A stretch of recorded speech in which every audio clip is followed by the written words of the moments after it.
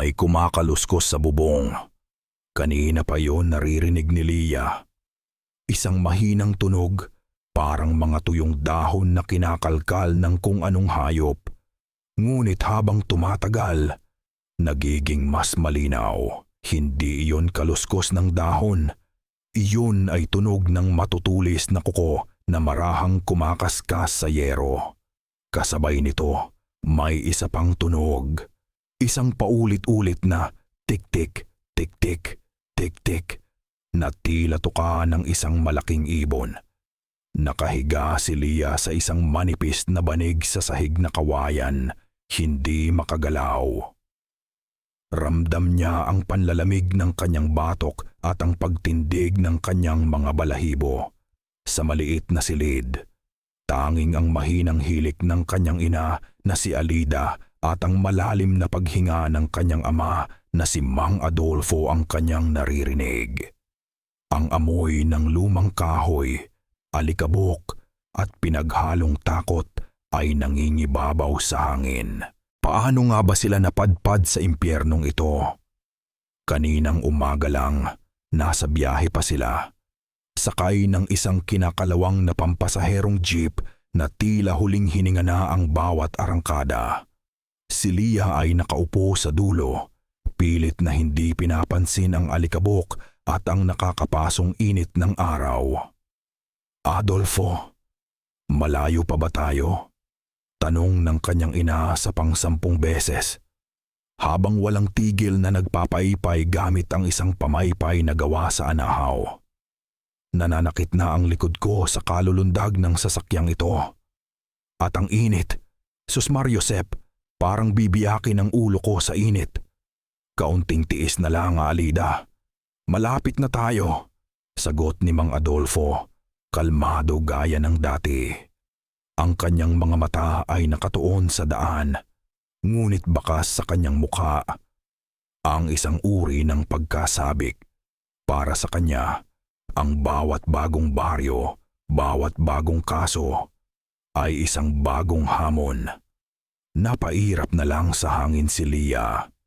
Sa isip niya, mas gugustuhin pa niyang harapin ang kanyang thesis kaysa samanta-samantamang sumama sa isa na namang misyon ng kanyang ama. Isa siyang albularyo, isang manggagamot na gumagamit ng mga dasal, orasyon at halamang gamot.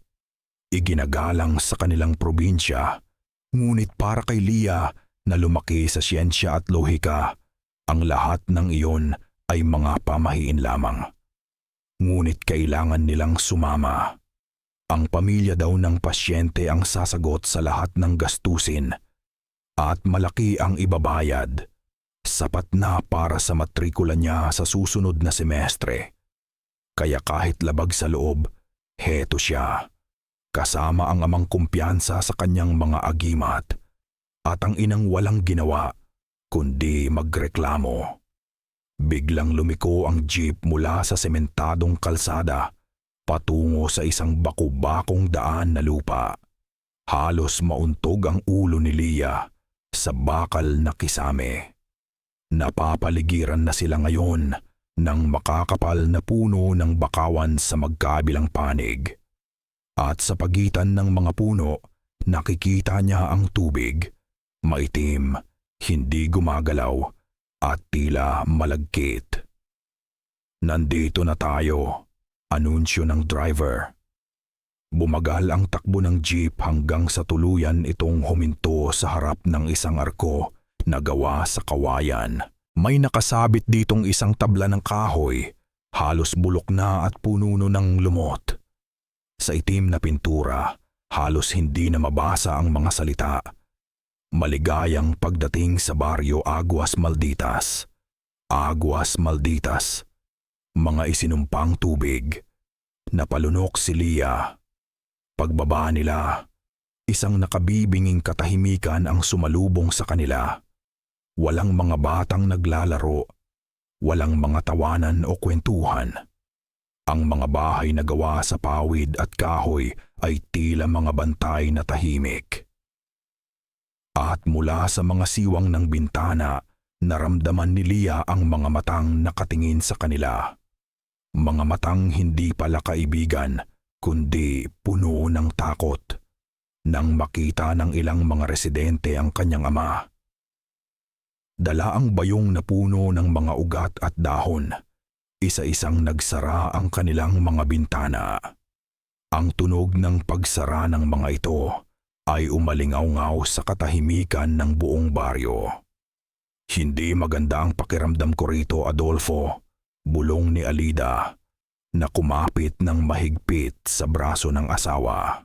Isang lalaking nasa mga 40 anyos, si Kapitan Mateo, ang sumalubong sa kanila. Ang kanyang muka ay puno ng pag-aalala. Salamat sa Diyos at dumating kayo, Mang Adolfo. Nasa loob po ang asawa ko, si Iska.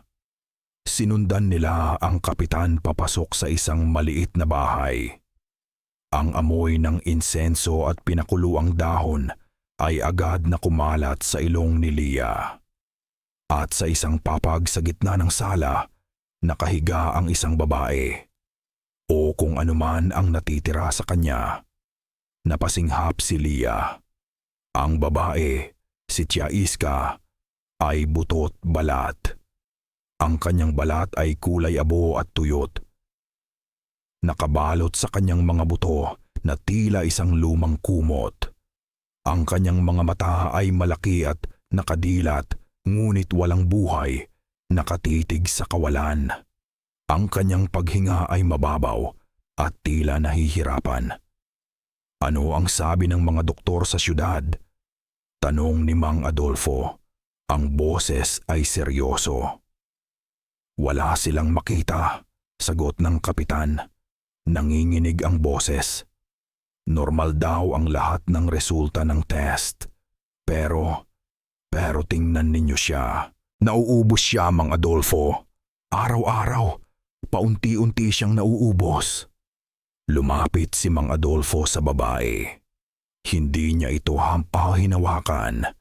Tinitigan niya lang ito ng matagal. Pagkatapos ay kumuha siya ng isang maliit na kandila mula sa kanyang bayong. Sinindihan ito at marahang ipinadaan ang usok sa paligid ng katawan ni Tia Iska. Biglang namatay ang apoy ng kandila nang ito'y tumapat sa tiyan ng babae. Sinubukan ulit ni Mang Adolfo. Namatay ulit ito. Umiling si Mang Adolfo at nang magsalita siya, ang kanyang boses ay puno ng isang bagay na nagpatayo sa lahat ng balahibo ni Lia. Hindi ito karaniwang sakit, Kapitan. Tumingin siya sa kanilang lahat. Una sa kapitan. Pagkatapos ay sa asawa niyang si Alida. At sa huli, kay Lia. Ito ay isang barang, isang malakas na uri ng kulam.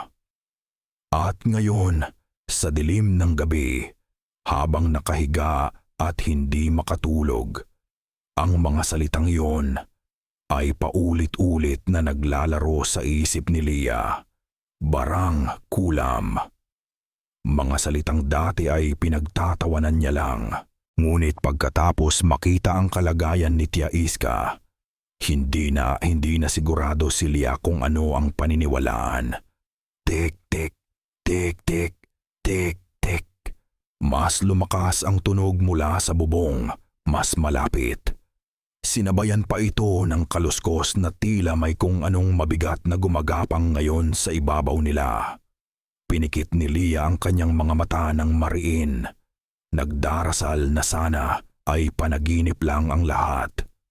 Ngunit alam niya, sa kaibuturan ng kanyang puso, na ang bangungot sa Baryo Aguas Malditas ay nagsisimula pa lamang. Kinabukasan, sinubukan ni Lia na kumbinsihin ang sarili na ang mga tunog na narinig niya kagabi ay gawa-gawa lang ng kanyang pagod na isipan.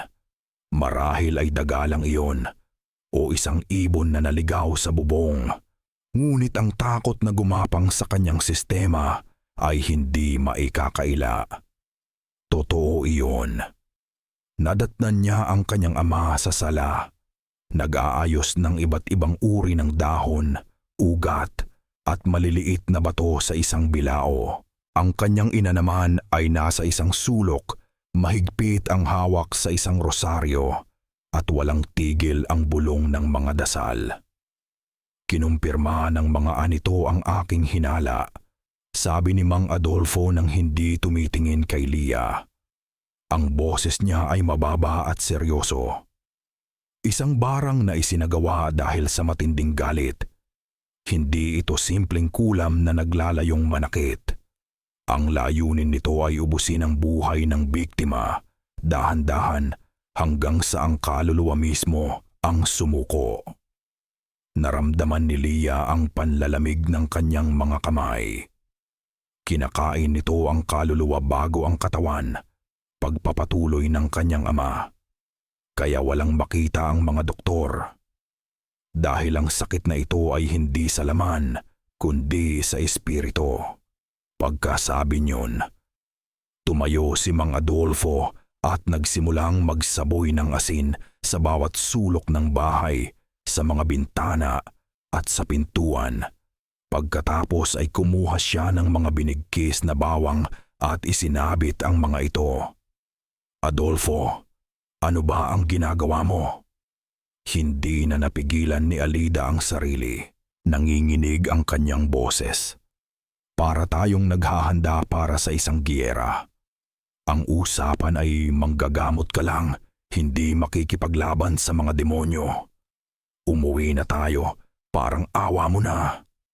Hindi na tayo maaaring umalis, Alida. Mariing sagot ni Mang Adolfo. Sa oras na pumasok tayo sa baryong ito at tinanggap ang tungkuling ito, minarkahan na rin tayo ng kung anumang gumagambala kay Iska. Ang pag-atras ay senyales ng kahinaan, lalo lang tayong lalapain.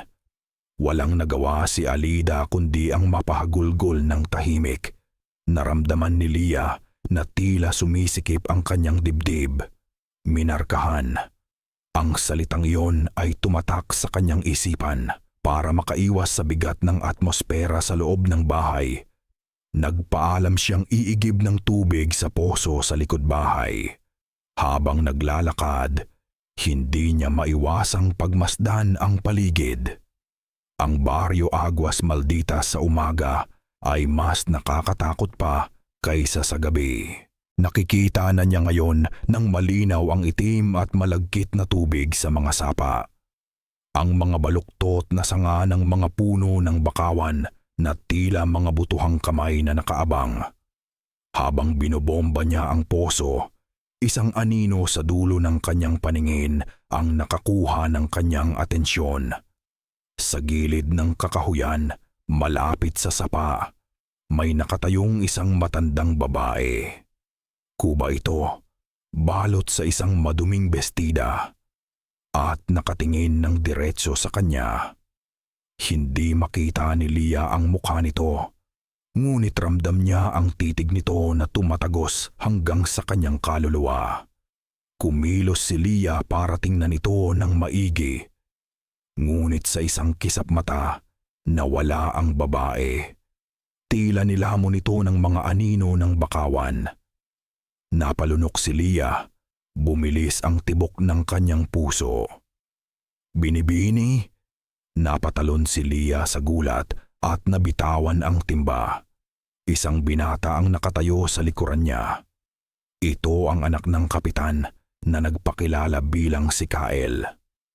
Pasensya na, hindi ko sinasadyang takutin ka. Ayos lang, nauutal na sabi ni Lia. Salamat sa pagdating ninyo, sabi ni Kael, at bakas sa kanyang mga mata ang matinding pagod at desperasyon. Kayo na lang ang huling pag-asa namin. Wala na akong magawa kundi panoorin si Inay na mamatay ng dahan-dahan sa bawat araw. Kung may kailangan kayo, sabihin niyo lang sa akin. May kung anong awa ang naramdaman ni Lia para sa binata. Sa isang iglap, ang takot niya ay napalitan ng pagnanais na tumulong. Tumango siya. Gagawin ng tatay ko ang lahat. Pagbalik sa loob ng bahay, Dumiretso si Lia sa banyo para maghilamos. Ang tubig mula sa poso ay sobrang lamig. Habang nakayuko sa palanggana, ipinikit niya ang kanyang mga mata. Sinusubukang pakalmahin ang sarili nang imulat niya ang mga ito at tumingin sa maliit at gasgas na salamin na nakasabit sa dingding. Halos mapasinghap siya. Sa isang iglap lang, isang kakarampot na segundo, nakita niya ang kanyang refleksyon na ngumiti. Ngunit hindi ito ang kanyang ngiti. Iyon ay isang malisyosong ngiti, puno ng galit at pangungutya. Mabilis siyang umatras, napasandal sa dingding. Tiningnan niya ulit ang salamin.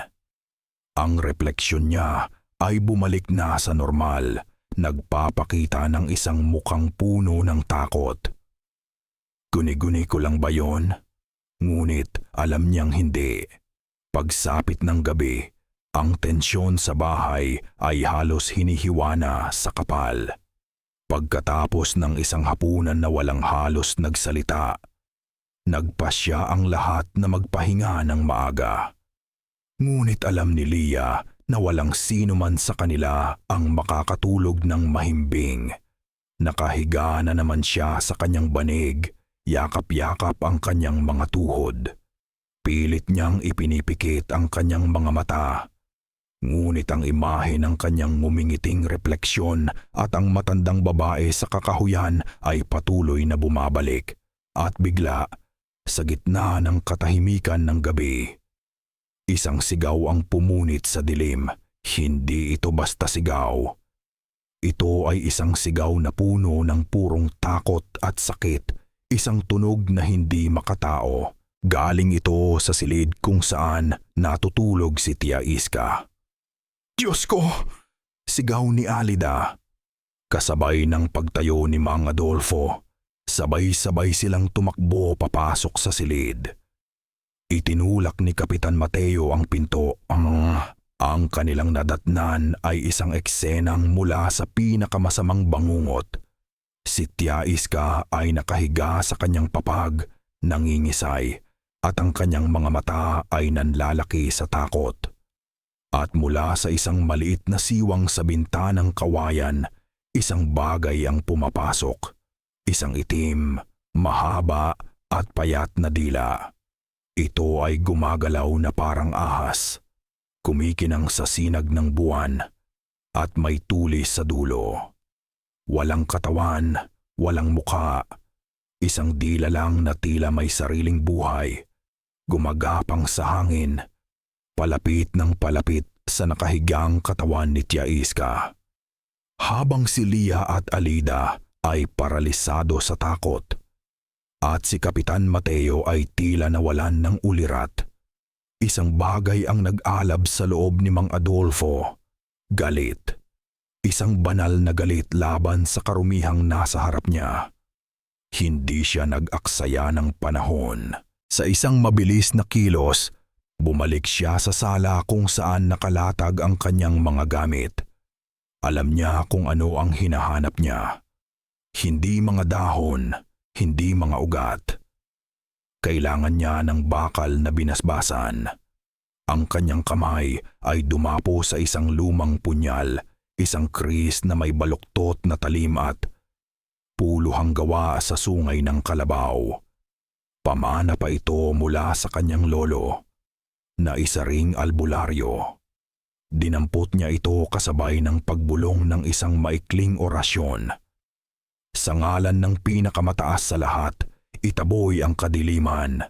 Pagbalik niya sa silid, ang dila ay mas malapit na kay Tia Iska. Halos 1 pulgada na lang ang layo nito sa mukha ng babae. Ang dulo nito ay nanginginig sa pagkasabik, handa ng sipsipin ang natitirang lakas ng kanyang biktima. Hindi nag-alinlangan si Mang Adolfo. Sa isang malakas na sigaw na nagmula sa kanyang dibdib, sinaksak niya pababa ang mahabang dila. Lumayas. Tumama ang talim ng kris. Isang nakabibinging sitsit ang pumuno sa silid. Tila tunog ng 100 ahas na sabay-sabay na nagalit. Ang dila ay pumilipit ng marahas, nagwawala sa hangin na parang isang latigong may sariling isip. Bumulwak mula sa hiwa ang isang itim at malapot na likido, hindi dugo. Tumalsik ito sa sahig na kawayan at umusok, nag-iwan ng mga butas na tila tinunaw ng asido. Ang amoy nito ay nakasusulasok, isang pinaghalong amoy ng nabubulok na putik, lansa ng isda, at kamatayan. Biglang umurong ang dila pabalik sa siwang ng bintana sa bilis na parang kidlat. Kasabay nito ang isang matinis na tili na tila nang galing sa lalamunan ng isang demonyo. Isang sigaw ng sakit at purong galit na umalingaw-ngaw sa buong baryo. At pagkatapos, katahimikan. Nakatayo si Mang Adolfo sa gitna ng silid. Hawak pa rin ang krisis na ngayon ay may bahid ng itim na likido. Ang kanyang dibdib ay mabilis na umaakyat baba. Hindi dahil sa pagod, kundi dahil sa adrenaline na dumadaloy sa kanyang mga ugat. Tiningnan niya si Tia Iska. Humihinga na ito ng mas maluwag. Ang pangingisay ay tumigil. Titay! Narinig niyang bulong ni Lia, nanginginig. Lumingon si Mang Adolfo sa kanyang pamilya. Nakita niya ang purong takot sa mukha ni Alida. Nayakap-yakap si Lia. Nakita niya ang pagkalito at pasasalamat sa mukha ni Kapitan Mateo. Dito, sa harap ng kanyang pamilya, kailangan niyang maging matatag. Hindi ito ordinaryong aswang, deklara niya. Ang kanyang boses ay matatag at puno ng awtoridad na tila kayang magpatigil ng bagyo. Ito ay isang tik-tik. Tik-tik, ulit ni Kapitan Mateo. Isang uri ng aswang na may kakayahang ihiwalay ang kalahati ng kanyang katawan mula sa baywang pababa. Ang katawang iyon ay lumilipad sa gabi, naghahanap ng biktima gamit ang kanyang mahabang dila para sipsipin ang lamang loob o ang hininga ng buhay. Paliwanag ni Mang Adolfo habang pinupunasan ang talim ng kris sa isang puting tela. Ang tela ay agad na naging itim. At sa pagputol ko sa kanyang dila, huminto siya at tumingin ng diretso sa mata ng kapitan. Minarkahan ko na rin ang ating mga sarili. Alam na niya kung sino tayo. Hindi na siya titigil hanggat hindi niya nakukuha ang gusto niya o hanggat hindi tayo nauubos. Ang mga salitang iyon ay bumagsak na parang bato sa katahimikan ng silid. Ang huling hibla ng pag-asa na uuwi sila agad ay naglaho. Sila ngayon ay mga sundalo sa isang gyerang hindi nila pinili. Biglang napaluhod si Kapitan Mateo. Ang kanyang mga balikat ay nanghihinang gumuho. Walang tutulong sa atin dito, hikbi niya. Takot ang lahat ng tao sa baryo. Alam nila kung sino ang may gawa nito. Pero walang maglakas loob na magsalita. Nakita ni Mang Adolfo ang desperasyon sa kanyang mga mata. Ngayon ang oras para ipakita ang kanyang lakas. Hindi lamang bilang isang albularyo, kundi bilang isang pinuno. Lumapit siya sa kanyang bayong at kinuha ang isang bagay na nakabalot sa pulang tela. Dahan-dahan niyang inalis ang pagkakatali nito. Sa loob ay isang maliit na perlas na hindi perpekto ang pagkabuo. Hindi ito kumikinang. Sa halip, tila hinihigop nito ang liwanag sa paligid. Mayroon itong mahinang puting glow sa loob na tila isang munting bituin na nakakulong. Ito ang mutya ng tubig, sabi ni Mang Adolfo. Isang agimat laban sa mga nilalang ng dilim na nagmumula sa tubig at lupa. Magbibigay ito ng proteksyon. Kumuha siya ng isang mangkok. Nilagyan ito ng malinis na tubig na galing sa ulan. at maingat na inilagay ang mutya sa loob. Agad na tila nagliwanag ang tubig.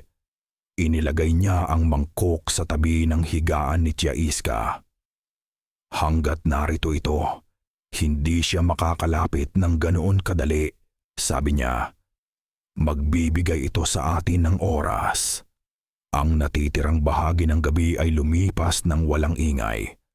Nagbantay si Mang Adolfo hanggang sa ang dilim ay unti-unting napalitan ng kulay abong liwanag ng bukang liwayway. Ang pamilya ay pagod ngunit pansamantalang ligtas. Ngunit ang kapayapaan ay hindi nagtagal. Isang malakas na katok sa pinto ang gumising sa kanilang lahat. Isang mangingisda. Basang-basa pa ng hamog. Ang humahangos na pumasok. Ang kanyang muka ay maputla at ang kanyang mga mata ay nanlalaki sa takot. Mang Adolfo, si Lola Ochay po, ang matandang nakatira sa tabi ng sapa. Sigaw niya, halos hindi makahinga. Nakita po siya kaninang umaga. May malalim na sugat sa braso at itim na dugo ang dumadaloy.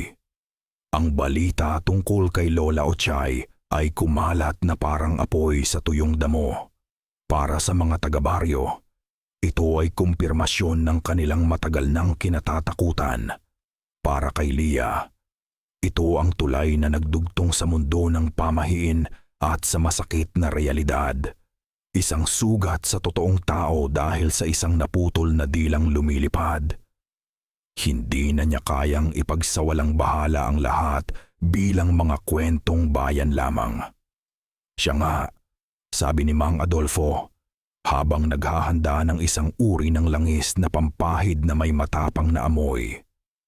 Ang sugat ay patunay, ngunit kailangan nating mag-ingat. Ang isang mangkukulam na sugatan ay mas mapanganib, parang isang ahas na naapakan. Habang nagpapatuloy ang kanyang ama sa mga ritual, hindi mapakali si Lia. Ang kanyang isipan, na sanay sa paghahanap ng mga sagot, ay puno ng mga tanong. Sino si Lola Ochay? Bakit niya ito ginagawa kay Tia Iska? Ang galit ay nangangailangan ng pinagmulan. Nakita niya si Kyle na nakaupo sa isang bangko sa labas. Nakatingin sa kawalan, ang kanyang mukha ay larawan ng pagkakasala at kawalan ng pag-asa. Nilapitan siya ni Lia. Kyle, tawag niya ng mahina. Nag-angat ito ng tingin. Lia, pasensya na sa gulo kung hindi lang sana. Natigil siya tila may isang malaking batong bumara sa kanyang lalamunan. Kung hindi lang sana ano? Tanong ni Lia. Umupo sa tabi niya. Kailangan naming malaman ang lahat. Bawat detalye gaano man kaliit ay maaaring makatulong. Huminga ng malalim si Kyle. Tumingin siya sa itim na tubig ng sapa sa di kalayuan. Nang magsalita siya, ang kanyang boses ay basag at puno ng pagsisisi. Ako ang dahilan, pag-amin niya. Hindi si Inay ang tunay na target niya. Ako. Ikinuwento ni Kyle ang tungkol sa isang kasunduan. Nung mga bata pa sila, ipinagkakasundo siya ng kanyang mga magulang sa nag-iisang apo ni Lola Ochay, isang dalagang nagngangalang Amara. Isa iyong kasunduan para pagtibayin ang ugnayan ng dalawang pamilya na matagal nang naninirahan sa baryo. Lumaki silang magkaibigan, ngunit para kay Kyle, hanggang doon na lang iyon. Nang makatapos siya ng pag-aaral sa syudad, umibig siya sa iba. Umuwi siya sa Aguas Malditas para putulin ang kasunduan. Sinubukan ng kanyang mga magulang na ayusin ang lahat. Nag-alok ng pera, ng lupa, ngunit ang puso ni Lola Ochay at Amara ay nasugatan ng malalim. Isang linggo matapos kong sabihin na hindi ko na siya pakakasalan, pagpapatuloy ni Kyle, nanginginig ang kanyang mga labi. Natagpuan si Amara. Lumutang ang kanyang katawan dito mismo sa sapa. Sabi nila, nagpatiwakal siya, tinalon niya ang isinumpang tubig. Naramdaman ni Leah ang paninikip ng kanyang dibdib. Ngayon, naiintindihan na niya. Ang galit, ang paghihiganti, isang sumpa na isinilang mula sa isang durog na puso.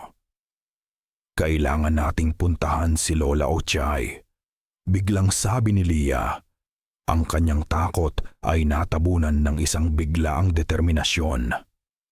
Hindi sila maaaring maghintay lang dito para sa susunod na pag-atake. Nag-aalinlangan si Kael, ngunit nakita niya ang determinasyon sa mga mata ni Leah. Tumango siya.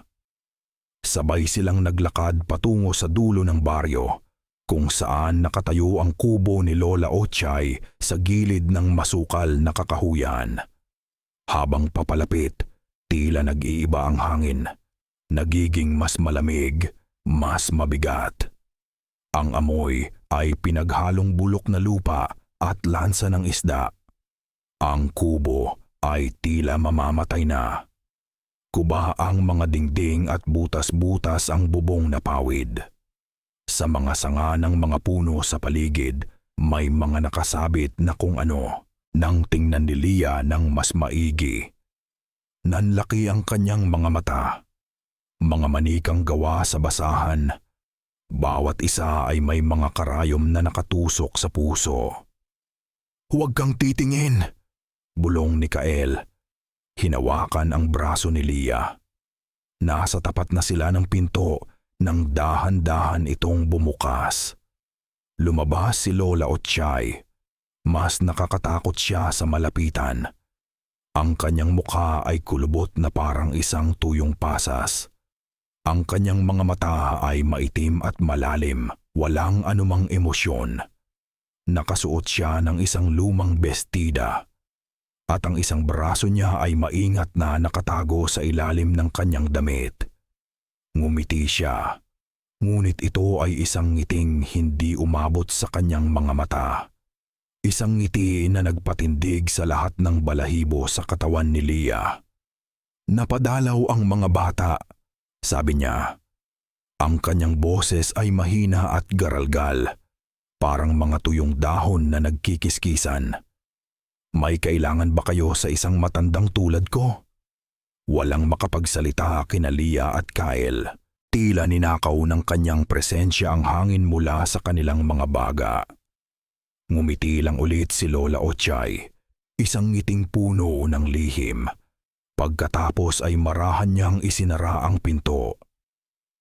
Nang makatalikod na sila at nagsimulang maglakad palayo, nanginginig at nagmamadali, isang bulong ang tila dinala ng hangin patungo sa kanilang mga tainga. Isang bulong na nagmula sa kubo, malinaw at nakakakilabot. Ang utang na dugo ay dapat bayaran ng dugo. Para kay Alida, ang bawat segundo sa Baryo Aguas Malditas ay isang uri ng pagpapahirap. Hindi siya kasing tapang ng kanyang asawa o kasing matalino ng kanyang anak. Ang tanging sandata niya ay ang kanyang rosaryo at ang mga dasal na paulit-ulit niyang binubulong na tila isang manipis na kalasag laban sa isang dambuhalang halimaw. Sinubukan niyang maging abala. Nagluto siya ng tanghalian. Pinipilit na lumikha ng isang normal na sitwasyon sa gitna ng kabaliwan. Habang hinihiwa niya ang mga gulay, ang tunog ng kutsilyo sa sangkalan, ang tanging ingay na gumuguhit sa katahimikan. Ngunit ang katahimikan sa baryong ito ay hindi mapayapa.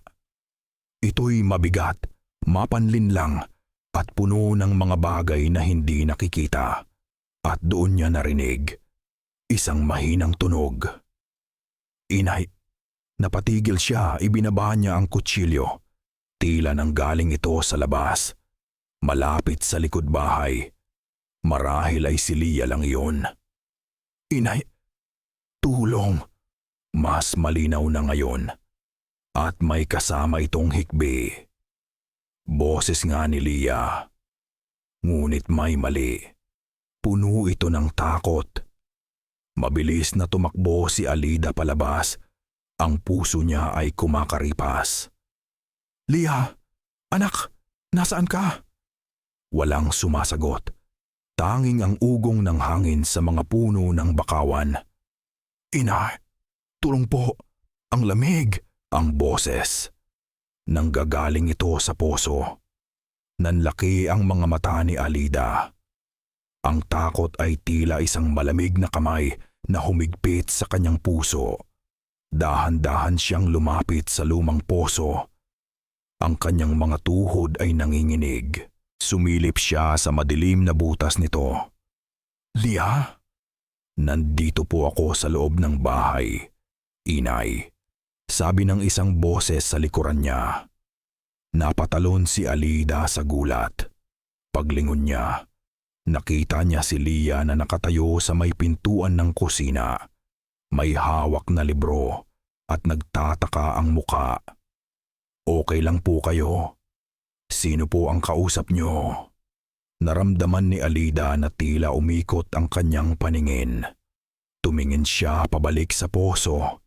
Pagkatapos ay kay Lia. Ang boses. Sino ang may-ari ng boses na iyon? Wala anak. Akala ko lang hindi na niya natapos ang sasabihin. Pumasok na lang siya pabalik sa bahay. Nanginginig ang buong katawan. Habang hinahalo niya ang nilulutong sinigang, sinubukan niyang pakalmahin ang sarili. Guni-guni lang yun, Alida, dahil lang sa takot. Ngunit nang yumuko siya para tingnan ang kumukulong sabaw, halos mabitawan niya ang sandok. Sa ibabaw ng sabaw, sa gitna ng mga gulay at karne, isang mukha ang nabuo. Ang sarili niyang mukha.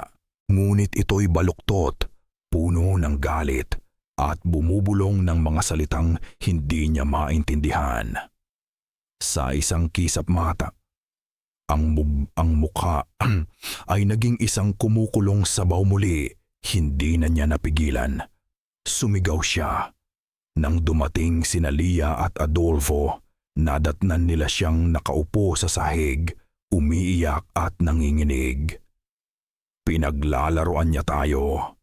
Sigaw niya. Ginugulo niya ang isipan ko. Adolfo, umalis na tayo dito, parang awa mo na. Mamamatay tayong lahat dito. Niyakap siya ni Lia ng mahigpit. Inay, wala po yun. Pagod lang po tayo. Ngunit habang yakap niya ang anak, kitang-kita ni Alida sa ibabaw ng balikat nito ang isang anino na dumaan sa bintana. Isang aninong may malalapad na pakpak. Simula noon, hindi na siya mapakali. Kinuha niya ang lahat ng asin na dala nila at sinabuyan ang bawat siwang ng bahay. Nilagyan niya ng asin ang loob ng kanilang mga sapatos, ang ilalim ng kanilang mga banig. Para siyang isang baliw na nagsasagawa ng isang desperadong ritual. Tiningnan lang siya ng kanyang mag-ama. May pag-aalala at awa sa kanilang mga mata. Pagsapit ng gabi, pagkatapos ng isa na namang hapunan na walang gana, nahiga si Alida ngunit hindi maipikit ang mga mata. Bawat kaluskos sa labas, bawat alulong ng aso sa malayo, ay nagpapatindig sa kanyang mga balahibo. Tumingin siya sa bintana, sa kapirasong dilim na nasisilip niya. Naisip niyang baka sakaling ang panunood sa katahimikan ay magpapakalma sa kanya. Ngunit ang nakita niya ay lalong nagpadagdag sa kanyang sindak. Sa ilalim ng maputlang sinag ng buwan, may isang taong naglalakad palayo sa bahay, patungo sa direksyon ng madilim na kakahuyan. Si Kael. Ngunit hindi ito ang normal na paglalakad. Ang kanyang mga kilos ay mabagal at mekanikal, na parang isang papet na hinihila ng hindi nakikitang mga tali. Ang kanyang mga mata ay nakadilat ngunit blanko, walang buhay, nakatitig sa kawalan. tila siya ay natutulog habang naglalakad. Tinatawag ng isang puwersang hindi niya kayang labanan. Nanlamig ang buong katawan ni Alida. Naiintindihan niya. Ito na ang simula ng katuparan ng sumpa. Adolfo! Sigaw niya. Ang kanyang boses ay pumiyok sa purong takot. Si Kael! Kinukuha na siya. Ang sigaw ni Alida ay tila isang bombang sumabog sa katahimikan ng gabi. Sa isang iglap, nagising ang natutulog na diwa ni Lia at Mang Adolfo. Mabilis silang tumayo at dumungaw sa bintana kung saan nakaturo ang nanginginig na daliri ni Alida. Kitang-kita nila ang papalayong anyo ni Kael na tila isang kaluluwang walang patutunguhan, nilalamo ng dilim ng kakahuyan. Hindi! Sigaw ni Kapitan Mateo na lumabas mula sa kanyang silid. Ang muka ay puno ng pagkabigla. Huwag kayong lalabas! Utos ni Mang Adolfo. Ang kanyang boses ay matigas na parang bakal.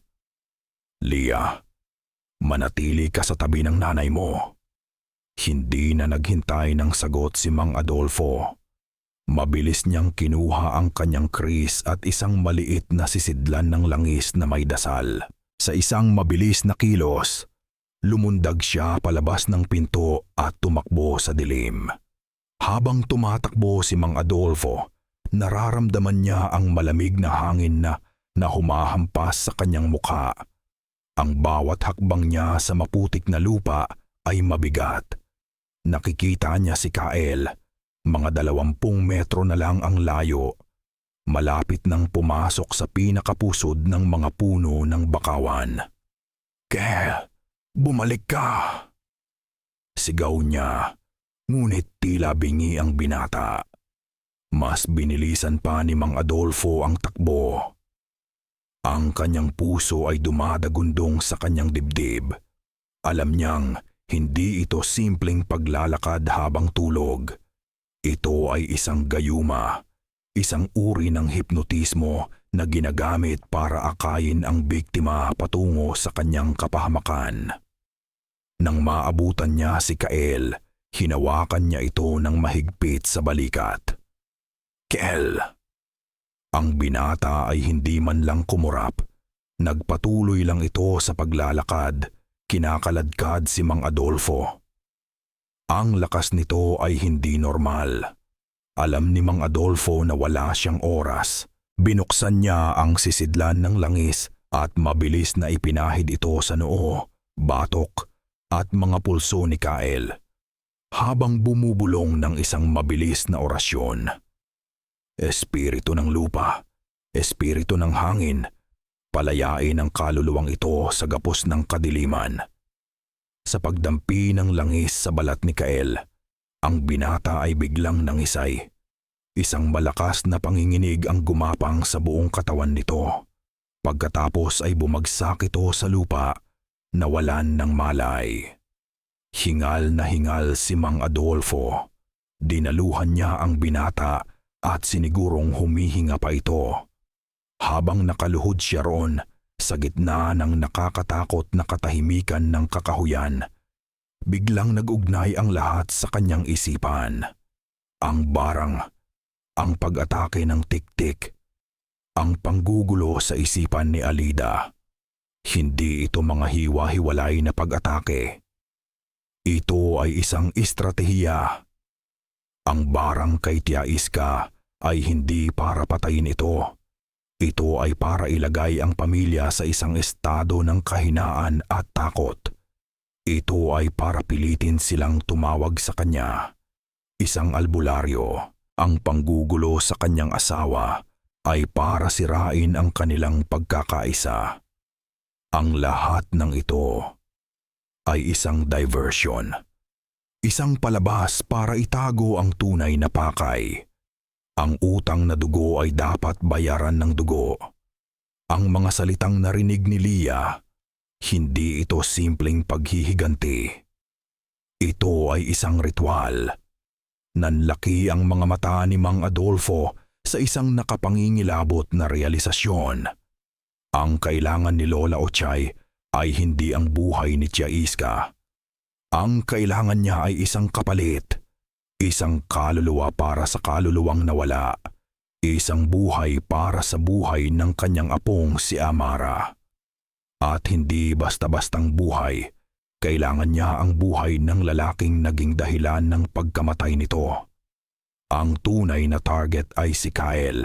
Dali-dali niyang binuhat ang walang malay na si Kael at nagmamadaling bumalik sa bahay.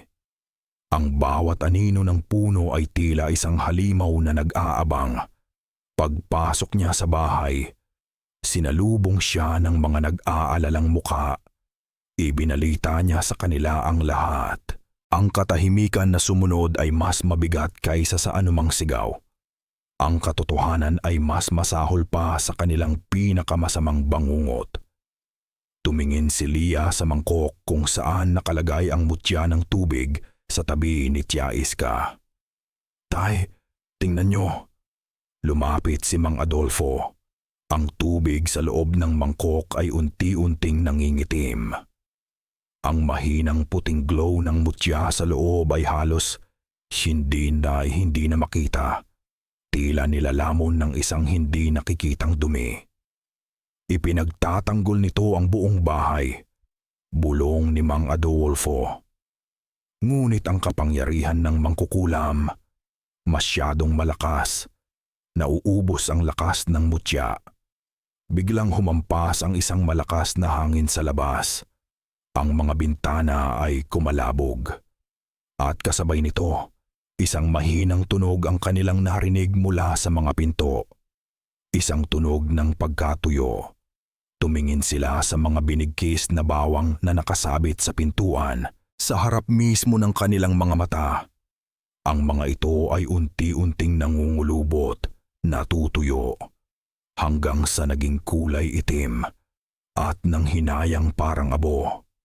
At pagkatapos, sa isang malakas na kalabog, ang trangka ng pinto ay kusang bumagsak. Ang pintuan ay dahan-dahang bumukas. Isang malamig na hangin ang pumasok, may dalang amoy ng putik at libingan. Tumingin sila pabalik sa mangkok. Ito ay nakataob na sa sahig. Ang itim na tubig ay kumalat sa kawayan. At ang mutya ng tubig ay wala na roon. Ang pagkawala ng mutya ng tubig ay parang pagkawala ng araw sa kalangitan. Biglang naramdaman ni Mang Adolfo ang isang matinding kahinaan. Isang klase ng pagkapagod na hindi pisikal, kundi espiritual. Ang agimat na iyon ay hindi lang isang bato. Ito ay isang ekstensyon ng kanyang pananampalataya. Isang sisidlan ng kanyang kapangyarihan. At ngayon, wala na ito. "Hanapin ninyo!" Sigaw niya. Ang kanyang boses ay may bahid na ng desperasyon. Baka gumulong lang sa ilalim. Habang ang lahat ay nagmamadaling naghahanap, gumagapang sa sahig na kawayan. Alam na ni Mang Adolfo sa kaibuturan ng kanyang puso na hindi na nila ito makikita. Hindi ito nawawala. Kinuha ito. Napasuntok siya sa dingding na kawayan. Ang yabang, ang kumpiyansa niya sa sarili ang nagpahamak sa kanila. Minaliit niya ang galit na kayang likhain ng isang pusong nasaktan. Akala niya, sapat na ang kanyang mga dasal at agimat. Ngayon, napagtanto niya. Ang pinakamalakas na kapangyarihan sa mundo ay hindi nagmumula sa langit o sa impyerno, kundi sa kalooban ng isang taong wala nang natitirang pagmamahal. Sinubukan niyang magsimula ng isang ritual ng proteksyon. Naglagay siya ng mga baga sa isang bao, binuhusan ito ng insenso at kamangyan, at nagsimulang bumigkas ng isang mahabang orasyon sa Latin. Ngunit ang mga salita ay tila mga abo sa kanyang bibig. Walang bigat, walang kapangyarihan. Nararamdaman niya ang isang pader na hindi nakikita. Isang puwersang kumukontra sa bawat salita niya, na tila sinasakal ang kanyang pananampalataya. Para siyang isang mang-aawit na biglang naging pipi. Hindi gumagana. Bulong niya sa sarili. Habang ang malamig na pawis ay nagsimulang tumulo sa kanyang noo, tumingin siya sa isang palanggana ng tubig na ginagamit ni Alida para sa paglalaba. Sa ibabaw ng tubig, nakita niya ang kanyang refleksyon. Ngunit sa isang sandali, nagbago ito. Ang refleksyon niya ay ngumiti, at ang mga mata nito ay puting-puti, walang buhay, walang kaluluwa. Mabilis siyang umatras, natatakot sa unang pagkakataon sa loob ng maraming taon. Hindi takot para sa kanyang sarili, kundi takot para sa kanyang pamilya. At doon nagsimula ang tunay na pag-atake. Isang malakas na puwersa ang yumugyog sa buong bahay, na tila isang higanting kamay ang umangat nito mula sa lupa at inalog. Ang mga ilaw na digas ay sabay-sabay na namatay, at ang buong paligid ay nilamon ng ganap na kadiliman. Ang mga sigaw ni na Alida at Lia ay pumuno sa dilim. Pagkatapos, isang anino ang tumakip sa mga bintana. Isang anino na mas maitim pa kaysa sa gabi. Ang hugis nito ay hindi maipaliwanag. Kalahating tao, kalahating dambuhalang paniki o ibon. Ang tunog ng pagaspas ng malalapad na pakpak ay umugong na tila kayang lumikha ng isang bagyo. Sa likod ko! Sigaw ni Mang Adolfo. Itinulak ang kanyang mag-ina at si Kael sa isang sulok. Iniharang niya ang kanyang sariling katawan bilang kalasag. Biglang nabasag ang mga bintanang kawayan. Ang malakas na hangin ay pumasok kasama ang nakasusulasok na amoy ng kamatayan. Nararamdaman ni Mang Adolfo ang presensya nito sa loob mismo ng bahay. Malamig, mabigat, at puno ng matinding galit. Ginamit ni Mang Adolfo ang lahat ng natitira niyang lakas. Bumigkas siya ng isang maikling dasal, isang depensa de final na itinuro sa kanya para sa mga pinakadesperadong sitwasyon. Magnum et sanctum, nomen eius, vade retro hom satanas. Isang puwersa ang tumama sa kanyang dibdib na parang isang malakas na suntok. Tumalsik siya at tumama sa kabilang dingding. Ang hangin ay nawala mula sa kanyang mga baga at isang matamis, metalikong lasa ang pumuno sa kanyang bibig. Dugo. Umubo siya at sa sahig nakita niya ang mga patak ng kanyang sariling dugo. Dahan-dahan siyang nagangat ng tingin. Sa harap niya, sa gitna ng sala na sinisikatan ng kaunting liwanag ng buwan, nakatayo si Lola Ochay, hindi sa anyong tao, kundi sa isang kalahating anyong halimaw. Ang kanyang katawan mula baywang pataas ay nakakabit. Pahabi pa rin sa mga pakpak na parang sa paniki. Ang kanyang mga kuko ay mahahaba at matutulis. Ang kanyang mga mata ay nag-aalab na parang dalawang pulang baga. At sa kanyang kamay, hawak niya ang mutya ng tubig. Ngunit ngayon, ito'y ganap ng itim. Walang kahit anong liwanag, na tila isang patay na bituin. Ngumisi si Lola Ochay. Ipinakita ang mga ngiping matutulis at maitim.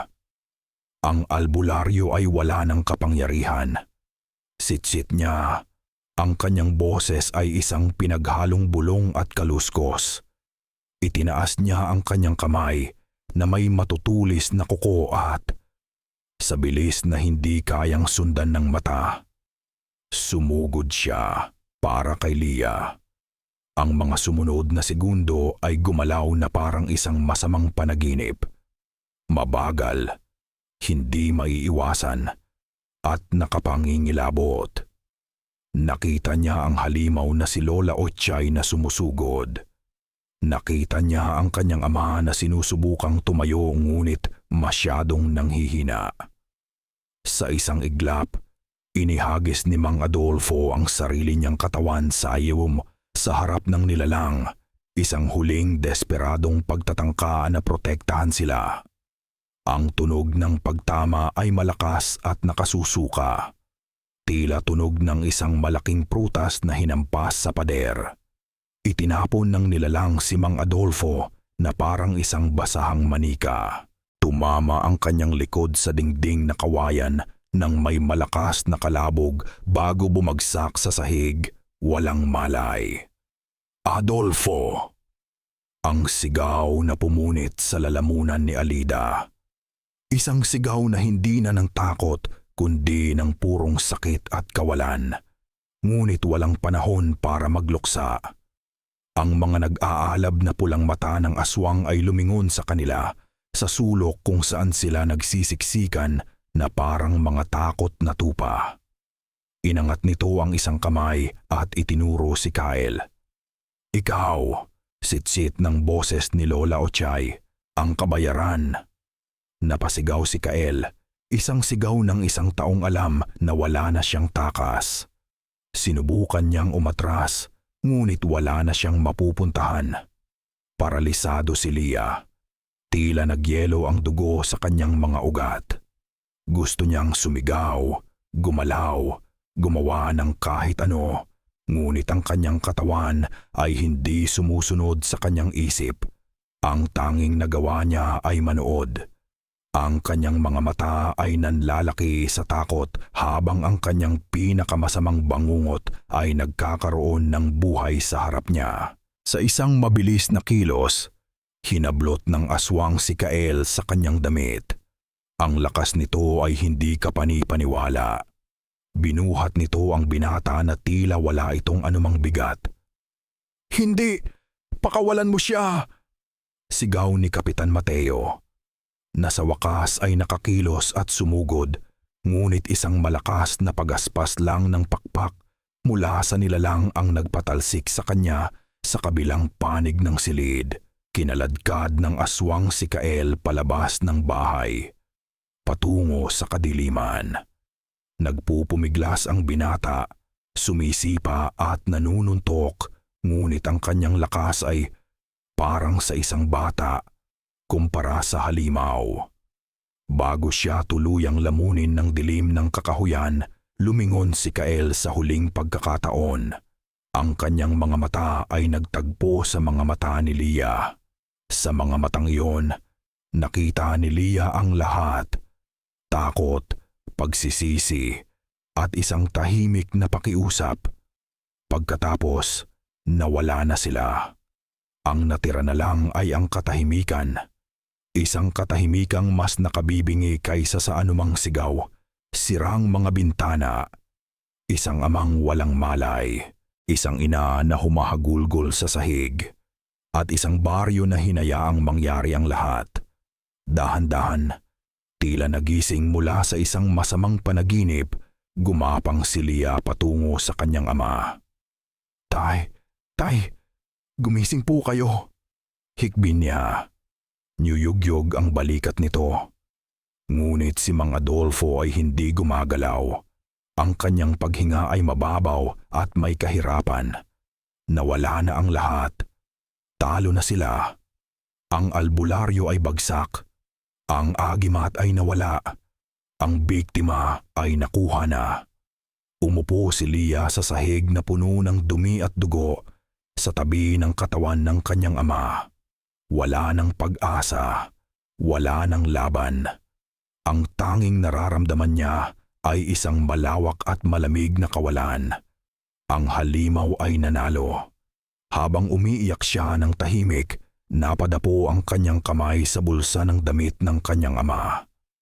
May naramdaman siyang isang maliit at matigas na bagay. Kinuha niya ito. Isang maliit, luma, at halos magkahiwa-hiwalay na kuwaderno. Ang tala-arawan ng kanyang ama, ang koleksyon ng lahat ng kanyang kaalaman, mga orasyon, mga gamit ng halaman, mga lihim ng sining na minsan niyang pinagtawanan. Binuklat niya ito. Ang mga pahina ay marupok at naninilaw na. Marami sa mga sulat ay hindi niya maintindihan. Ngunit isang pahina ang tila bukas, na parang ito ang huling binabasa ng kanyang ama. Ito ay tungkol sa mga mutya. Sa gilid ng pahina, may isang sulat kamay na tala, na tila isinulat ng nagmamadali. Ang tinta ay medyo kumalat na, ngunit nababasa pa rin. Ang mutya ay hindi namamatay. Ito'y natutulog lamang. Dugo ng may malinis na puso ang gigising dito. Dugo ng may malinis na puso.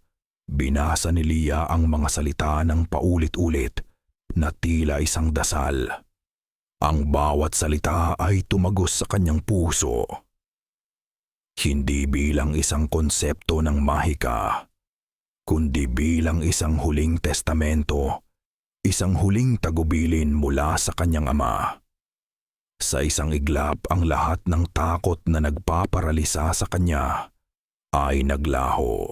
Ang pag-aalinlangan na naging pader sa pagitan niya at ng mundo ng kanyang ama ay gumuho. Ang natira ay isang malinaw at nag-aapoy na damdamin. Determinasyon. Hindi pa tapos ang laban. Tumingin siya sa kanyang ina. Si Alida ay hindi na humahagulgol. Nakaupo ito sa sahig, yakap ang ulo ni Mang Adolfo na nakalagay sa kanyang kandungan. Ang mga luha ay patuloy na dumadaloy sa kanyang mga pisngi, ngunit ang kanyang mga mata ay hindi na nagpapakita ng takot. Sa halip, ang mga ito ay nagliliyab sa isang uri ng tahimik na galit na ngayon lang nakita ni Lia. Isang galit ng isang inang inagawan ng lahat. "Inay," sabi ni Lia. Ang kanyang boses ay kalmado at matatag. "Alagaan niyo po si Itay." Tumayo si Lia. Hindi na siya ang estudyanteng taga-siyudad na naligiyaw sa isang mundong hindi niya maintindihan. Ang bawat kilos niya ngayon ay may bigat, may layunin. Naalala niya ang pagkahulog ng mutya mula sa kamay ni Lola Ochay sa gitna ng kaguluhan. Gumapang siya sa sahig. Hinahanap ito sa ilalim ng mga sirang upuan at mga nabuwal na gamit. At doon, sa isang sulok, nakita niya ito. Ang dating perlas na may liwanag ay isa na lang ngayong itim at walang buhay na bato. Malamig ito nang damputin niya na parang isang piraso ng uling. Hawak ang patay na mutya sa isang kamay. Lumingalinga siya sa paligid. Ang kanyang mga mata ay dumapo sa isang basag na salamin sa sahig. Isang piraso mula sa salamin na minsan niyang kinatakutan. Kinuha niya ang pinakamatulis na piraso. Ang gilid nito ay kumikinang sa ilalim ng liwanag ng buwan. Walang pag-aalinlangan, walang takot. Tumingin siya sa kanyang ina, na ngayon ay nakatingin sa kanya. May pag-unawa at takot sa kanyang mga mata. Tumango si Lia. Isang tahimik na pangako. Ipinikit niya ang kanyang mga mata at huminga ng malalim. Inisip niya ang kanyang ama, ang kanyang pagmamahal, ang kanyang mga turo na dati binaliwala niya. Inisip niya si Kyle, ang desperasyon sa mga mata nito. Inisip niya ang lahat ng sakit at pagdurusa na idinulot ng isang nasirang puso. Idiniin niya ang matulis na bubog sa kanyang palad. Ang sakit ay matalas at totoo. Naramdaman niya ang pagdaloy ng mainit na likido sa kanyang kamay. Iminulat niya ang kanyang mga mata at pinanood ang pagpatak ng kanyang sariling dugo, pula at buhay, sa ibabaw ng itim at patay na mutya. Isang patak, dalawa, tatlo. Sa una, walang nangyari. Ngunit hindi sumuko si Lia. Ipinagpatuloy niya ang pagpapatak ng kanyang dugo, bumubulong ng mga salitang hindi niya alam kung saan nanggagaling. Mga salitang tila nagmumula sa isang kaalamang natutulog sa loob mismo ng kanyang dugo. At bigla, isang mahinang kislap. Sa gitna ng itim na bato, isang maliit na tuldok ng puting liwanag ang lumitaw.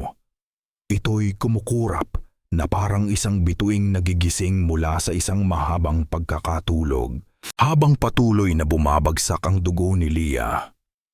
Ang liwanag ay unti-unting lumalaki, tinutulak papalabas ang kadiliman, nililinis ang dumi ng kulam. Ang itim na kulay ay naglaho na parang usok na hinihipan ng hangin. Ang natira ay ang mutya, ngunit iba na ito ngayon. Hindi na ito mapusyaw. Ito ngayon ay nagliliwanag ng may matinding liwanag, mas maliwanag pa kaysa dati. Mainit sa kanyang palad at pumipintig na tila isang buhay na puso. Tumayo si Alida. Lumapit siya sa kanyang anak. Hindi na siya ang babaeng palareklamo at matatakutin. Sa kanyang mga kamay, dala niya ang isang supot ng asin at ang mga natirang binigkis na bawang. Inabot niya ito kay Leah. Nagkatinginan sila, ina at anak. Walang salitang namutawi, ngunit sa kanilang mga mata, isang kasunduan ang nabuo. Isang kasunduan na sinilyuhan ng dugo at pagmamahal. Hawak ang nagliliwanag na mutya sa isang kamay at ang mga sandata ng pananampalataya sa kabila. Humarap si Leah sa sirang pintuan. Sa labas, ang kakahuyan ay madilim at tahimik. Ngunit hindi na siya natatakot. Kasama ang kanyang ina sa kanyang likuran, humakbang siya palabas, patungo sa puso ng kadiliman kung saan ang isang ritual ng kamatayan ay malapit nang magsimula. Ang bawat hakbang ni Leah at Alida sa loob ng kakahuyan ay tila isang paglusong sa impyerno. Ang amoy ng nabubulok na halaman at maalat na putik ay mas tumindi. Halos nakasusuka. Ang mga baluktot na sanga ng mga puno ng bakawan ay tila mga butuhang kamay na nakaabang, handang dumaklot sa kanila anumang oras. Sa itaas, ang buwan ay may kulay pula na tila isang duguan at nagmamasid na mata. Ang tanging liwanag nila ay ang nag-aalab na mutya sa kamay ni Leah. Ang init nito ay gumagapang sa kanyang braso, nagbibigay sa kanya ng lakas at tapang na hindi niya akalaing taglay niya. Sa likuran niya, naririnig niya ang mabibigat na paghinga ng kanyang ina at ang kaluskos ng supot ng asin na mahigpit nitong hawak. Ilang sandali pa, natanaw nila isang liwanag sa gitna ng kadiliman. Nakarating sila sa isang bilog na espasyo kung saan tila patay ang lupa. Walang tumutubong halaman, tanging itim at basag-basag na putik. Sa gitna, nakatali sa isang malaki at baluktot na puno si Kael. Walang malay, ang ulo ay nakayuko sa kanyang dibdib. At sa harap niya, nakatayo si Lola Ochay. Nakabalik na ito sa anyong tao, nakasuot ng itim na bestida, at may hawak na isang kalawangin na punyal. Nakataas ang kanyang mga kamay sa pulang buwan, bumibigkas ng mga salita sa isang sinaunang wika na hindi maintindihan ni Leah. Ngunit ang bawat pantig ay nagdudulot ng kilabot. Sa paligid ng puno, may mga simbolo na iginuhit gamit ang dugo. Mga nakakalat na buto ng hayop ay nagsisilbing mga kandila na may maliliit at itim na apoy sa dulo. Nagsisimula na ang ritual. Ngayon na, bulong ni Alida. Ang kanyang boses ay puno ng galit na parang bakal. Bago pa man makakilos si Lola Ochay, Si Alida na ang unang sumugod. Sa lahat ng lakas na natitira sa kanya, ibinato niya ang isang dakok ng asin diretso sa mukha ng mangkukulam. "Para sa asawa ko! Para sa anak ko! Mamatay ka, demonyo!" Ang sigaw ni Lola Ochay ay hindi makatao. Nang dumikit ang asin sa kanyang balat, ito'y umusok at sumitsit na parang pinapaso ng asido. Napahawak siya sa kanyang mukha, abay puwam niya ang mua, nagpagulong-gulong sa putik sa sobrang sakit. Ito na ang pagkakataon ni Lia. Tumakbo siya patungo kay Kael, ngunit bago pa siya makalapit, mabilis na tumayo si Lola Ochay. Ang kanyang mukha ay nasunog at puno ng galit. Itinutok niya ang kanyang daliri kay Lia at bumigkas ng isang salita. Isang itim na enerhiya na parang isang kumukulong ahas ang gumapang mula sa kanyang daliri patungo kay Lia. Sa isang iglap, itinaas ni Lia ang mutya. Ang liwanag nito ay sumabog at bumuo ng isang kalasag sa kanyang harapan. Tumama ang itim na enerhiya sa liwanag at naglaho na parang usok. "Hindi mo ako mapipigilan, bata!" Sigaw ni Lola Ochay. Ang kanyang boses ay garalgal at puno ng pagkapuot. Ang dugo ay dapat bayaran ng dugo. Habang sinasabi niya iyon, ang kanyang katawan ay nagsimulang magbago. Narinig ni Lia ang tunog ng mga nababaling buto at napupunit na balat. Ang kanyang likod ay nabuksan at dalawang malalapad na pakpak ang lumabas. Ang kanyang mga braso ay humaba. Ang kanyang mga kuko ay naging mga patalim. Ang kanyang mukha ay humaba at naging tuka. Sa isang kisap mata, ang matandang babae ay naging ang karumal-dumal na nilalang mula sa kanilang bahay, ang Tik-Tik. Nagsimula ang isang kalituhang labanan. Lumilipad ang aswang, mabilis na sumusugod mula sa iba't ibang direksyon. Ginamit ni Lia ang mutya bilang panangga. Ang liwanag nito ay nagiging kalasag sa bawat pag-atake. Si Alida naman, sa kabila ng takot, ay patuloy na naghahagis ng asin at bawang na pumipilit sa halimaw na manatiling may distansya. Ngunit alam ni Lia na hindi sila mananalo sa ganitong paraan. Pagod na sila. Ang lakas ng mutya ay hindi infinito. Napatingin siya sa paligid, desperadong naghahanap ng sagot. At ang kanyang mga mata ay napadako sa maitim na tubig ng sapa na nasa gilid lang ng espasyo. Ang isinumpang tubig kung saan namatay si Amara. Ang pinagmulan ng lahat ng ito. Isang ideya ang biglang pumasok sa kanyang isip. Isang ideyang baliw, ngunit maaring ito na ang kanilang huling pag-asa. Labanin ang apoy gamit ang apoy. Labanin ang sumpa gamit ang mismong pinagmulan nito. "Inay, ilayo niyo siya!" Sigaw niya, tumatakbo patungo sa sapa. Sinamantala ng Tik-Tik ang pagkakataon at sumugod kay Lia.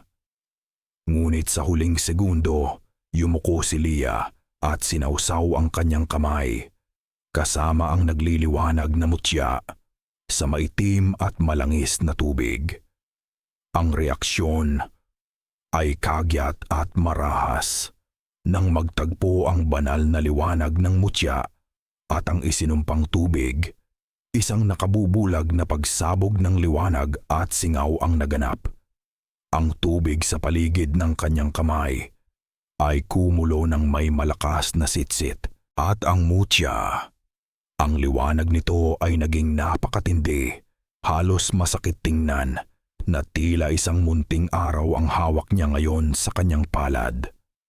Napasigaw sa sakit ang Tik-Tik, pansamantalang nabulag ng liwanag. Ito na ang pagkakataon. Tumayo si Lia. Hawak ang pinagsanib na kapangyarihan ng pananampalataya at sumpa. Itinaas niya ang kanyang braso. Itinutok ang nakasisilaw na mutya sa halimaw. "Para sa lahat ng sinira mo," sigaw niya. At sa lahat ng kanyang lakas, ibinato niya ito.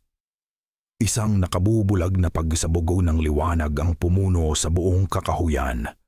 Isang tili na pumunit sa kalangitan ng gabi. Isang sigaw ng sakit na hindi mula sa mundong ito. At pagkatapos, katahimikan. Nang unti-unting maglaho ang nakabubulag na liwanag, ang katahimikan na sumunod ay mas mabigat kaysa sa anumang sigaw. Dahan-dahang iminulat ni Lia ang kanyang mga mata. Wala na si Lola Otchay. Wala na ang tik-tik sa lugar kung saan ito huling nakatayo. Isang maliit na bunton ng itim na abo ang natitira, na unti-unting tinatangay ng hangin ng umaga. Ang mga simbolo ng dugo sa lupa ay naglaho at ang mga apoy sa buto ay namatay na. Tapos na. "Anak," narinig ni Lia ang basag na boses ng kanyang ina. Naramdaman niya ang mahigpit na yakap ni Alida mula sa likuran. Nagsimulang manginig ang mga tuhod ni Lia. At sabay silang napaluhod sa putik, yakap-yakap ang isa't isa. Ang luha ng pagod at tagumpay ay dumadaloy sa kanilang mga pisngi. Ilang sandali pa, isang ungol ang narinig nila. Si Kael. Nagkamalay na ito. Mabilis silang lumapit ni Alida at pinutol ang mga lubid na nakatali sa kanya. Anong nangyari?" tanong niya litong-lito. Tiningnan niya sina Lia at Alida. Pagkatapos ay ang abo sa lupa. At sa kanyang mga mata, nakita ni Lia ang dahan-dahang pag-unawa na sinundan ng walang hanggang pasasalamat. Habang naglalakad sila pabalik sa bahay, sinalubong sila ng unang sinag ng araw. Ang pula ng buwan ay napalitan na ng ginintuang liwanag ng bukang liwayway. Ang baryo Aguas Malditas, sa unang pagkakataon, ay hindi na mukhang nakakatakot. Pagdating nila sa bahay, isang milagro langong sumalubong sa kanila. Nakaupo sa gilid ng papag si Mang Adolfo, inaalalayan ni Kapitan Mateo. Mahina pa siya. May mga pasa sa muka, ngunit buhay. Sa kabilang papag, nakaupo na rin si Tia Iska. Ang kulay abo niyang balat ay medyo nagkakulay na at ang walang buhay niyang mga mata ay may kislap na ulit. Nang pumasok si Kael at makita ang kanyang ina, tumakbo ito at niyakap ng mahigpit. "Inay," nang mawala ang mangkukulam, nawala rin ang kanyang barang. Ang pag-alis nila sa baryo ay ibang-iba sa kanilang pagdating. Ang mga taong baryo na dating nagsasara ng bintana ay nasa labas na ngayon, nakayuko sa pasasalamat at hiya. Nagkabot sila ng mga bayong na puno ng isda, gulay at bigas. Isang alay ng pasasalamat na higit pa sa anumang pera. Bago sumakay sa jeep, lumapit si Kael kay Lia. "Hindi ko alam kung paano ka pasasalamatan," sabi niya. Ang kanyang mga mata ay puno ng emosyon. "Utang ko sa inyo, ang buhay namin." Ngumiti lang si Lia, isang pagod ngunit totoong ngiti. Sa isang iglap, ginawa ni Kael ang isang bagay na hindi inaasahan ni Lia. Marahan niyang hinawakan ang kanyang pisngi at hinalikan siya. Isang maikli at magalang na halik sa pisngi, isang pangako ng pasasalamat at ng isang hinaharap na maaaring mangyari. Habang umaandar na papalayo ang jeep, huling sinulyapan ni Lia ang baryo. Nakita niya ang kanyang ama na nakatingin sa kanya, hindi bilang isang albularyo, kundi bilang isang ama na puno ng pagmamalaki. Nakita niya ang kanyang ina. Natahimik na nakaupo sa tabi niya, hindi na nagrereklamo. Maraming nawala sa kanila sa lugar na iyon, ngunit mayroon din silang natagpuan sa isa't isa. Nang malapit na sila sa arko kung saan nakasulat ang Aguas Malditas, napatingin si Leah sa sapa sa huling pagkakataon. At doon niya nakita isang batang babae, marahil ay nasa mga 6 na taong gulang, ang naglalaro sa tabi ng itim na tubig. May pinupulot ito mula sa putik, isang bilog at maitim na bato. Nakamukhang kamukha ng mutya matapos itong mamatay at mawalan ng kapangyarihan. Tumingala ang bata at napatingin sa direksyon ng jeep.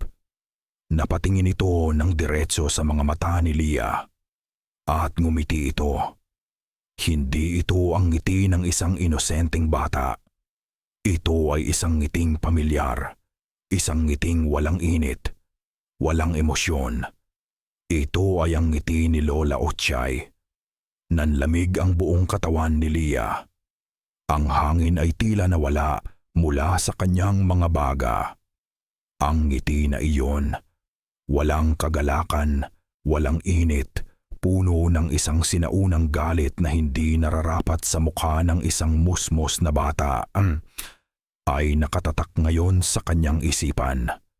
Ang halik ni Kael, ang pasasalamat ng baryo, ang paggaling ng kanyang ama. Lahat ng iyon ay biglang nawalan ng kulay, natabunan ng isang madilim at nakapangingilabot na katotohanan. Napatay nila ang mangkukulam, nasira nila ang katawan ng aswang, ngunit hindi nila napatay ang sumpa. Dahil ang tunay na sumpa ay hindi si Lola Otchay. Ang tunay na sumpa ay ang galit na lumikha sa kanya, isang galit na napakalalim na kumapit ito sa mismong lupa, sa mismong tubig ng isinumpang baryong ito. Si Lola Otchay ay isang sisidlan lamang, at ngayon, ang galit ay nakahanap na ng bago. Habang papalayo ang jeep, papalabas ng baryo Aguas Malditas, hindi maialis ni Leah ang kanyang tingin mula sa bata. Ang bata ay itinaas ang itim na bato. Tinitigan ito na parang isang hiyas, bago ipinasok sa kanyang bulsa. Pagkatapos, tumingin itong muli kay Leah at marahang kumaway. Isang paalam na puno ng isang lihim na pangako ng kadiliman. Hindi na muling nagsalita si Leah sa buong biyahe pauwi. Natapos na ang kanilang misyon. Ngunit alam niya, sa kaibuturan ng kanyang kaluluwa, na may isang piraso ng Aguas Malditas na babaunin niya habang buhay, ang alaala ng isang ngiti, at ang malamig na katotohanan na may mga halimaw na hindi namamatay. Naghihintay lang sila ng isa na namang pusong madudurog para muling isilang. At dito nagtatapos ang madilim na kabanata sa buhay ni Leah, Mang Adolfo at Alida sa baryo Aguas Malditas. Mula sa kaibuturan ng aking puso, maraming salamat sa inyong pagsama sa akin sa kwentong ito. Salamat sa bawat sandali ng inyong pakikinig, sa bawat pagtibok ng inyong puso, at sa bawat pagtindig ng inyong mga balahibo. Ang pagsulat ng kwentong ito ay isang paglalakbay din para sa akin. Isang paglalakbay sa kadiliman ng puot at paghihiganti. Ngunit isa ring paglalakbay patungo sa liwanag ng katapangan at pagmamahal ng isang pamilya. Ipinapaalala nito sa atin na ang pinakamalalim na takot ay hindi laging nagmumula sa mga nilalang na hindi natin nakikita. Dahil sa huli, ang tunay na halimaw ay hindi ang mga aswang o ang mga mangkukulam na nagtatago sa dilim. Ang tunay na halimaw ay ang galit na hinahayaan nating mamuo at magugat sa ating mga puso. At ang pinakamalakas na agimat laban dito ay hindi ang mga mutya o mga orasyon, kundi ang pagpapatawad, ang pag-unawa, at ang pag-asang kahit sa pinakamadilim na gabi, mayroong liwanag na naghihintay. Ang liwanag na iyon ay ang pagmamahal, lalo na ang pagmamahal ng isang pamilya. Ngayon, nais kong marinig ang inyong saloobin. Ano ang inyong naramdaman? Aling bahagi ng kwento ang pinakatumatak sa inyo? Mangyaring iwanan ang inyong mga komento sa ibaba. Ang bawat isa ay aking babasahin at pahahalagahan. Hanggang sa susunod nating kwentong katatakutan. Muli, maraming salamat. Mag-iingat kayo palagi.